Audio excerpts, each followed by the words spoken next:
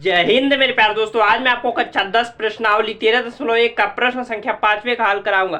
कह रहा है किसी फुटकर बाजार में फल विक्रेता पेटियों में रखे आम बेच रहे थे। इन पेटियों में आमों की संख्या भिन्न भिन्न थी।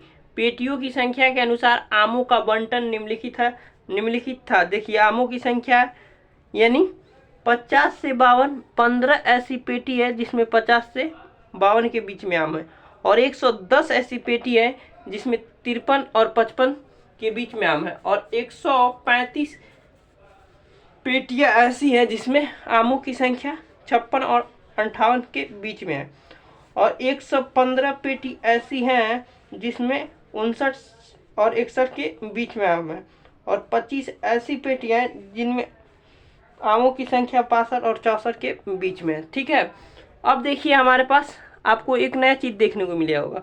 50 से 52 है और जहां से खत्म हो रहा है वहां से शुरू नहीं हो रहा, तो ये हमारा किस प्रकार का वर्गीकृत आंकड़ा है, मैंने आपको इंट्रोडक्शन वाले पार्ट में बहुत अच्छे से बताया था। ये हमारे पास समावेशी है, लेकिन हमारे समावेशी विशिष्ट आंकड़ा तो हमारे सिलेबस में ही नहीं है। तो हम बताए थे आपको अगर ऐसा आ जाए तो उसे हम विशिष्ट वर्गीकृत आंकड़ा बना लेंगे।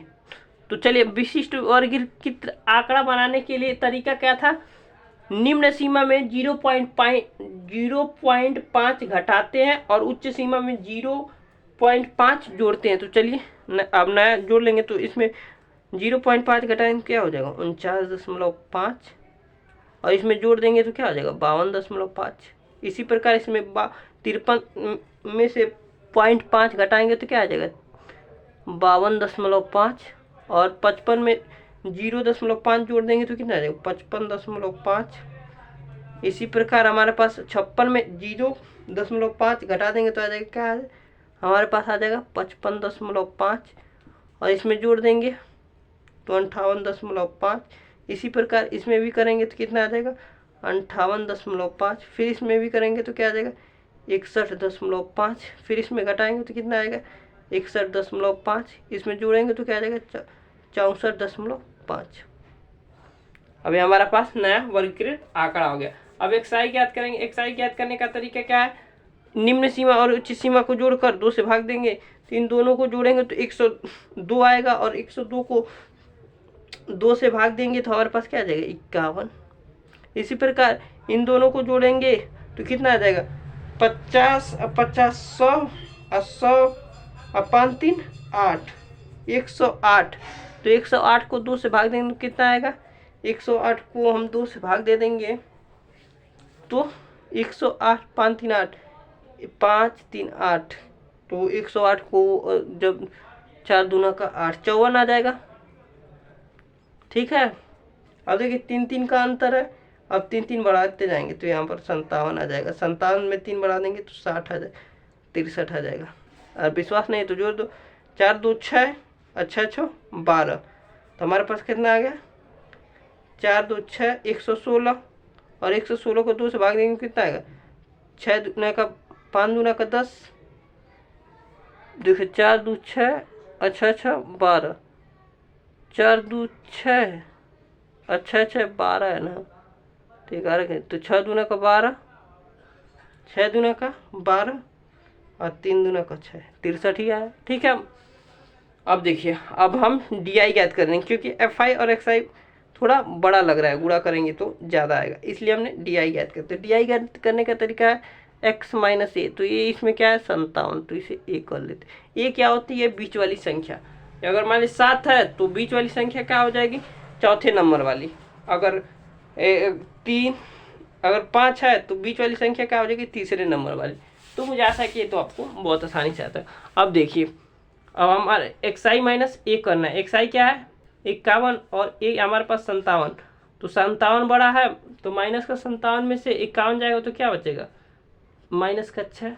यहाँ पर क्या बचेगा 57 में से चला जाएगा हमारे पास 54, तो बचेगा माइनस का 3, 0।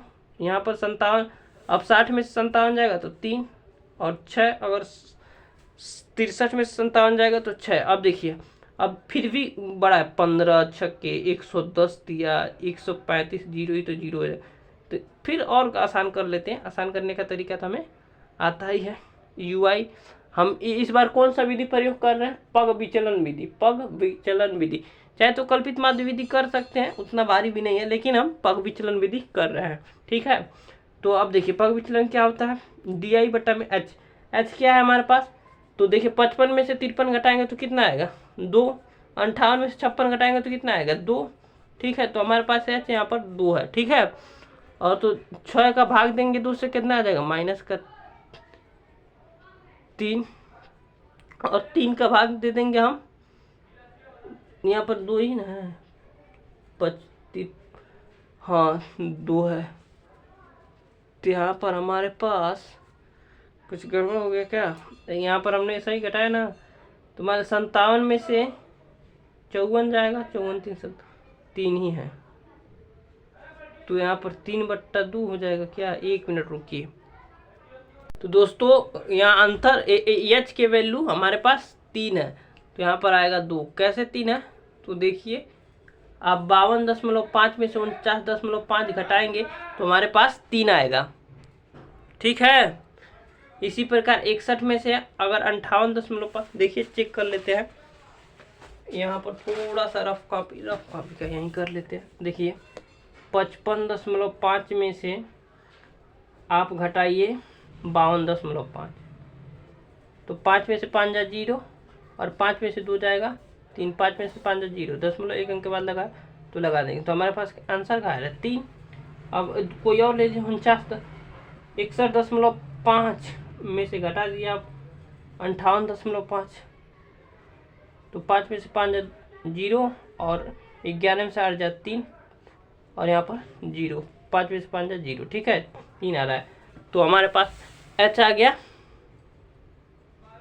3, तो 3 दूना का 6, यहाँ पर भाग देंगे तो हमारे पास आ जाएगा 1। डी आई की वैल्यू माइनस का 3, और भाग देंगे हम 3 से तो माइनस का, इसी प्रकार यहाँ पर 0 1 2। ठीक है, मुझे आशा है कि आपको समझ में आ गया होगा। हमें आज इसमें घटाना है, हमें ये थोड़ी नहीं देखना है, हमने नया अंतराल दिखा है वो लेना है।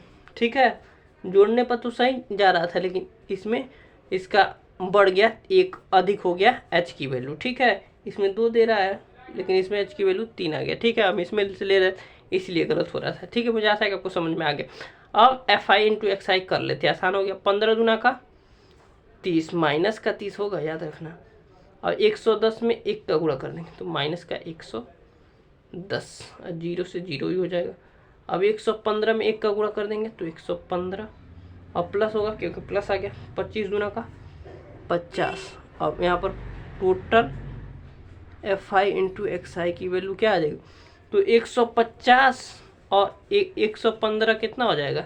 165, 165 हो जाएगा ना, और 140 घट जाएगा तो कितना आएगा? 25।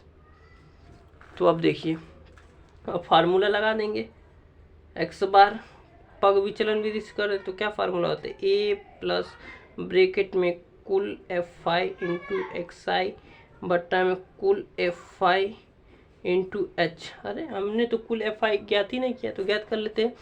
तो 110, देखिए ऐसे जोड़ते हैं, 5 5 10 का 0, 5 5 10 का 0, और 5 1 6, अच्छा 3 9 1 10, 10 5 15, 1 16 का 6, और 1 2 3 4 2 6 1 7। यार कितना गलत कर रहे हैं क्या हम? हमारे पास आएगा इसका वैल्यू आपका, देखिए 5 5 10 का 0, और 5 1 6, और 6 3 9, 9 1 10, और 10 2 12। कैसे यार गलत इधर उधर लिख दिए। देखिए ऐसे जोड़ते रहे, 110 और 135 कितना हो जाएगा?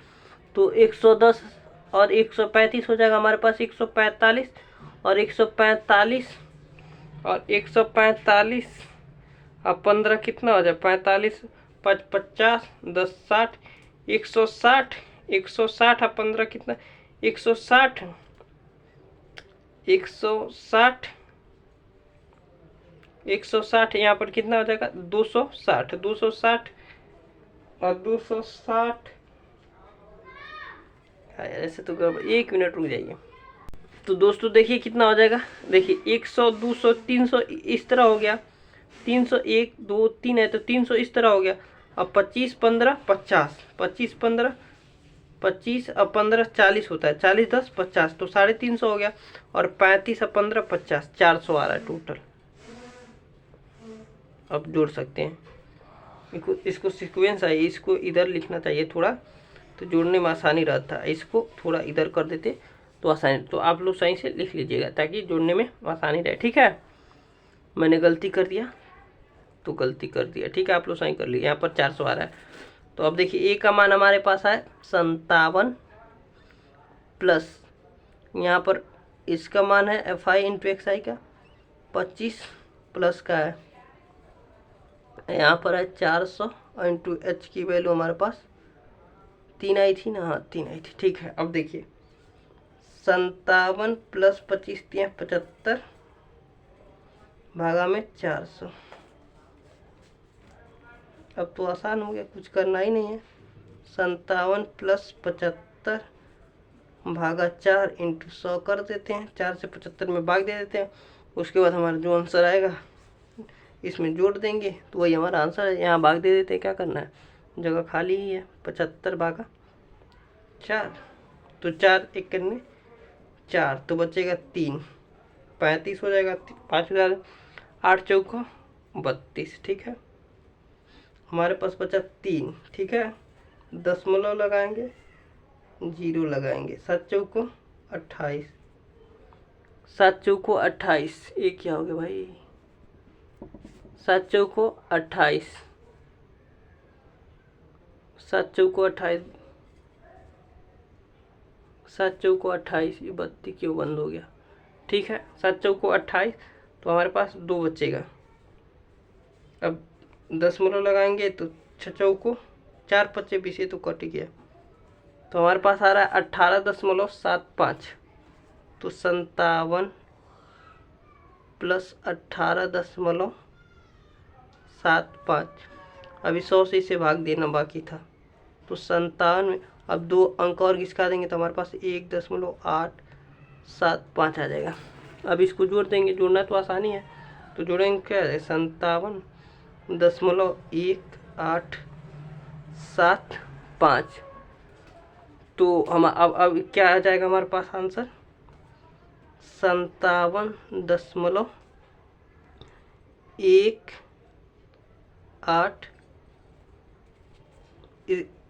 इसके 7 की जगह पर हम चाहे तो 8 की जगह पर चाहे तो 9 लिख सकते हैं इन सबको करने के लिए। तो ये हमारा आमों की संख्या हो जाएगी, माध्य आमों की संख्या। तो लिखेंगे अतः माध्य बराबर, अतः माध्य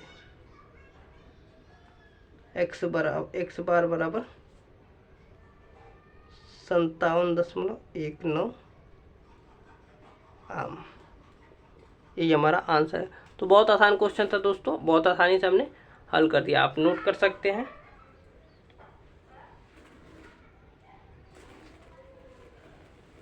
मुझे ऐसा है कि आपको समझ में आ गया होगा। मिलते हैं अगले वीडियो में प्रश्न संख्या 6 के हल के साथ। थोड़ा गलती कई जगह हो गया था, उसके लिए क्षमा चाहेंगे, लेकिन फिर भी सही था, बहुत अच्छे से मैंने समझाया आपको। मुझे ऐसा है कि आपको समझ में आ गया होगा। यहाँ थोड़ा गलत कर दिए थे, इसको इधर लिखना चाहिए तो, लेकिन हमने इधर ही लिख, अगले वीडियो में ध्यान रखेंगे, ठीक है। मुझे ऐसा है कि आपको समझ में आ गया। मिलते हैं अगले वीडियो में, तब तक के लिए bye, tata, take care, love you all.